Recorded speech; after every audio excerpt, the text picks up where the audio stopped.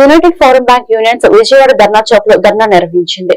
ఈ ధర్నాలో national bank general secretary Chandrasekhar పాల్గొన్నారు. ఈ సందర్భంగా చంద్రశేఖర్ మాట్లాడుతూ దేశంలో మొత్తం 9 ఆర్గనైజింగ్ బ్యాంకులు ఉన్నాయని 9 ఆర్గనైజేషన్లు కూడా ఫ్రైడే బ్యాంకింగ్ కోసం పోరాడుతున్నాయన్నారు.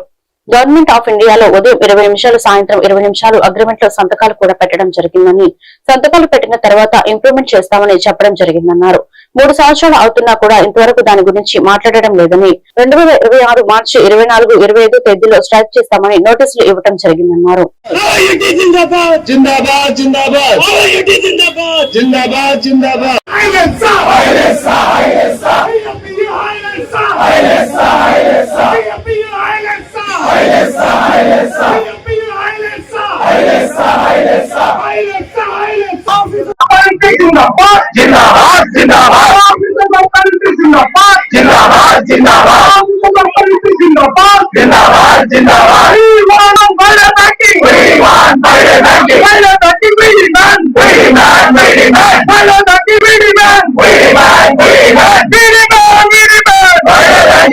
పేరు చంద్రశేఖర్. నేను NCB national confederation of bank employees general secretary మరియు united forum of bank unions AP state convener.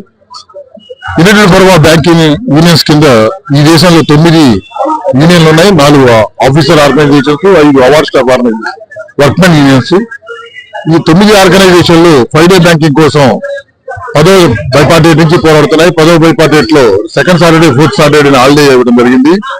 అలానే 11th బైపార్టేట్ లో డిమాండ్ చేసినప్పుడు దాన్ని 12th బైపార్టేట్ లో డిస్కస్ చేస్తా ఉన్నారు. 12th బైపార్టేట్ లో అగ్రి అయ్యి రోజుకి 20 నిమిషాలు పొద్దున, 20 నిమిషాలు ఈవినింగ్ పనిచేయడానికి ఒప్పుకొని అగ్రిమెంట్ లో సంతకం కూడా పెట్టడం జరిగింది. గవర్నమెంట్ ఆఫ్ ఇండియా సంతకం పెట్టి ఈ ఫ్రైడే బ్యాంకింగ్ ఇంప్లిమెంట్ చేస్తాం బ్యాంకింగ్ ఇండస్ట్రీలో అని చెప్పడం జరిగింది. కానీ తర్వాత దాన్ని ఇంప్లిమెంట్ చేయడం మానేసి 3 సంవత్సరాలు గడిచిపోయింది, దాని గురించి మాట్లాడలేదు. సో దానివల్ల మేము మార్చి 2025 స్ట్రైక్ లో పోతాం, 24, 25 తేదీలో స్ట్రైక్ లో పోతామని చెప్పి స్ట్రైక్ నోటీస్ ఇవ్వడం జరిగింది.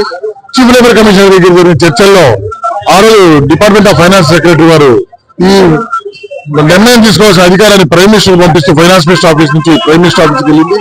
ఏ క్షణమైన నిర్ణయం రావచ్చు అని చెప్పినప్పుడు మేము స్ట్రైక్ ని పోస్ట్పోన్ తీసుకున్నాం. 6 నెలలు గడిచినంత వరకు ఏ డిసిషన్ ప్రైమ్ మినిస్టర్ ఆఫీస్ నుంచి రాలేదు.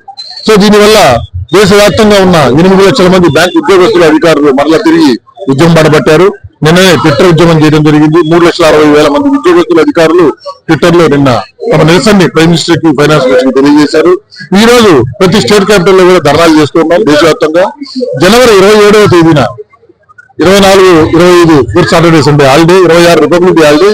జనవరి 27వ తేదీ బ్యాంకుల్లో దేశం అంతా కూడా ఈ ఫ్రైడే బ్యాంకింగ్ సాధించడం కోసం దేశంలోని పబ్లిక్ సెక్టర్ బ్యాంకులన్నీ కూడా స్ట్రైక్ లో పార్టిసిపేట్ చేస్తున్నాయి.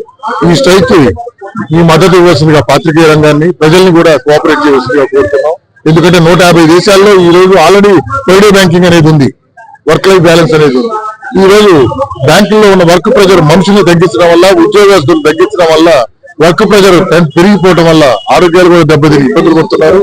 సో అందువల్ల మేము ఫ్రైడే బ్యాంకింగ్ డిమాండ్ చేస్తున్నాం. 150 దేశాల్లో ఉంది, మన దేశంలో RBI ఉంది, ఇన్సూరెన్స్ సెక్టార్ లో ఉంది, సెంట్రల్ గవర్నమెంట్ లో కూడా ఉంది. చాలా వాటిలో మన దేశంలో ఫ్రైడే బ్యాంకింగ్ ఉంది.